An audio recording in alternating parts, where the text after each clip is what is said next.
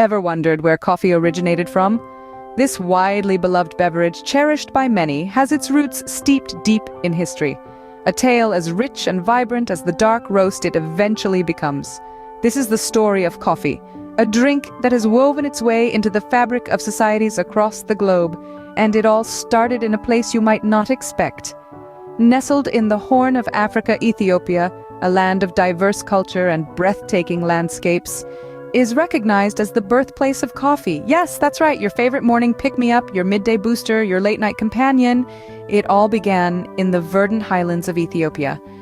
Now let's take a step back, way back to around the 9th century. Meet Kaldi, a humble goat herder tending to his flock in the Ethiopian wilderness. Picture Kaldi strolling through the verdant fields when something peculiar catches his eye. His goats, usually calm and placid, are frolicking around energetically. They're nibbling on some small, bright red cherries from a tree. Intrigued and slightly bemused, Kaldi decides to try these mysterious cherries himself. As the legend goes, Kaldi soon feels a rush of energy. His tired eyes brighten, his steps become lighter, and he can't help but join his goats in their jubilant dance. The cherries, he realizes, are no ordinary fruit. They have a magical, invigorating power. This, my friends, was the first taste of what we now know as coffee. From this serendipitous discovery by a curious goat herder, the magic of coffee was born. The coffee plant, the coffee cherry, and the coffee bean, all indigenous to the lush highlands of Ethiopia. Imagine Kaldi's astonishment as he first experienced the stimulating effects of these cherries.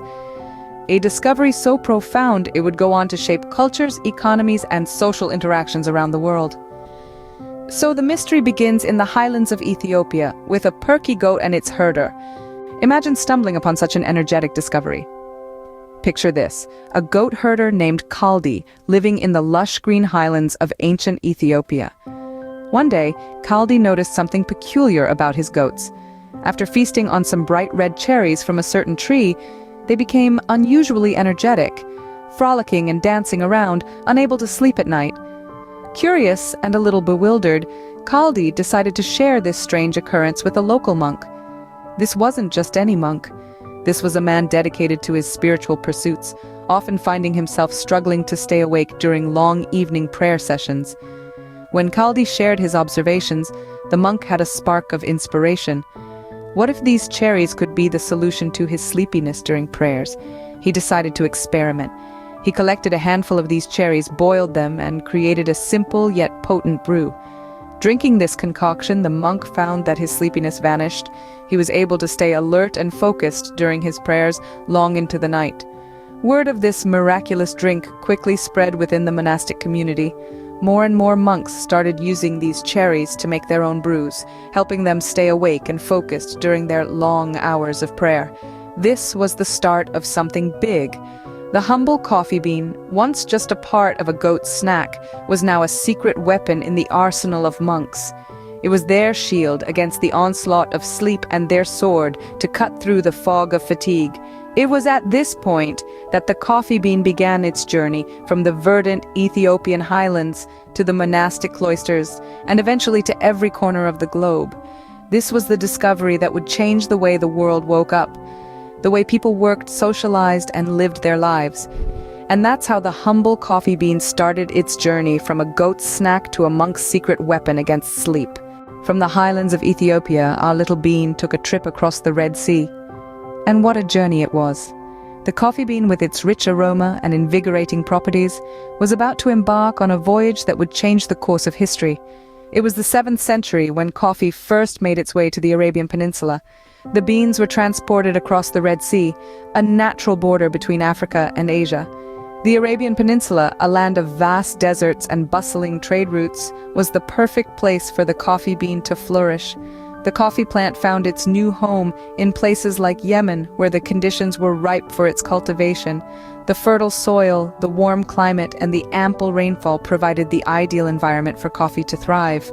The beans were not just grown here, they were also roasted, brewed, and savored for the first time in history.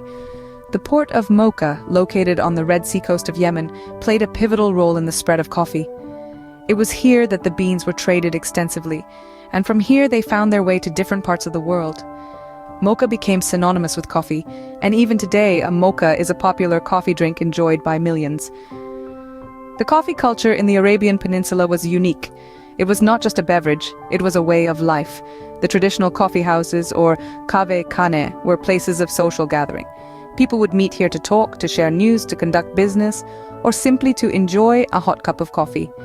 The aroma of freshly brewed coffee filled the air, creating an ambiance that was warm, welcoming, and incredibly delightful. The coffee bean had found a new home in the Arabian Peninsula. It had been embraced, loved, and celebrated. It was here that the coffee bean truly began to make its mark on the world. And so the coffee bean began its global journey, winning hearts and minds wherever it landed.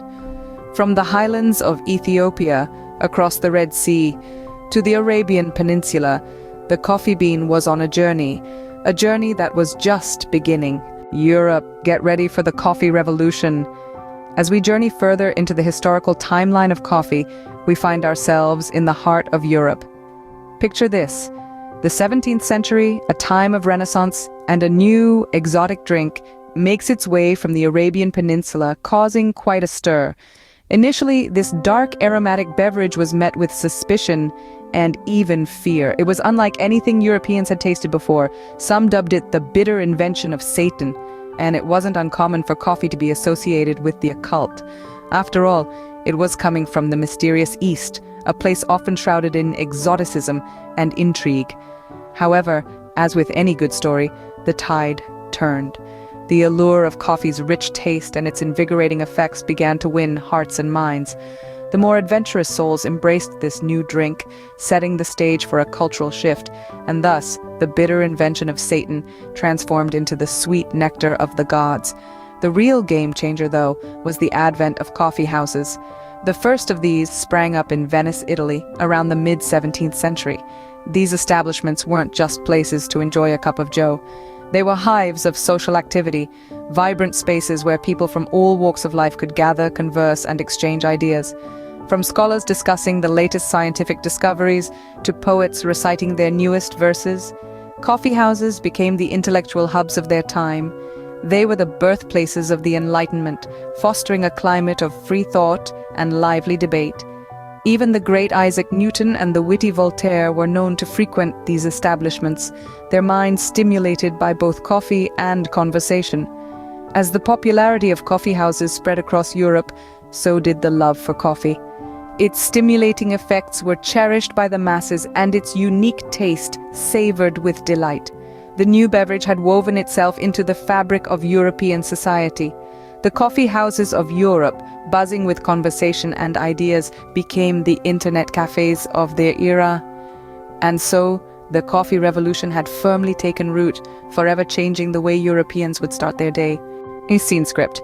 Fast forward to today, and coffee is a global phenomenon. Picture this: the sun is just peeking over the horizon, and across the world, millions of people are starting their day with a steaming cup of coffee. It's not just a beverage, it's a morning ritual, a pick-me-up, a comfort in a mug. From the cobblestone streets of Italy, where the hissing sound of espresso machines is as common as the ringing of church bells, to the bustling cities of America, where drive-through coffee shops are as ubiquitous as traffic lights, coffee has woven itself into the fabric of our daily lives. In Vietnam, they enjoy their coffee slow-dripped over sweet condensed milk, a testament to the country's French colonial past. Meanwhile, in Sweden and Finland, coffee breaks, or fika as they're called locally, are a cherished tradition, an opportunity to slow down and savor life. And let's not forget the Turkish, who have made coffee drinking an art form. The finely ground coffee beans are boiled in a special pot called a çezve, and the resulting brew is rich, thick, and strong. But coffee isn't just about the taste, it's about the experience. It's the smell of freshly ground beans that greets you in a cafe. It's the sound of frothing milk. It's the warmth of the cup in your hands on a cold day. It's also about community. It's the conversations that start over a cup of coffee, the friendships that are formed, the ideas that are born. It's the coffee farmers in Colombia, the roasters in Seattle, the baristas in Sydney, all connected by this little brown bean. And while we all may have our own unique way of enjoying coffee, whether it's black or with cream, iced or hot, with sugar or without, one thing remains the same: our love for this incredible beverage. From a goat herder in Ethiopia to a barista in New York, the journey of coffee is as rich and diverse as its flavors.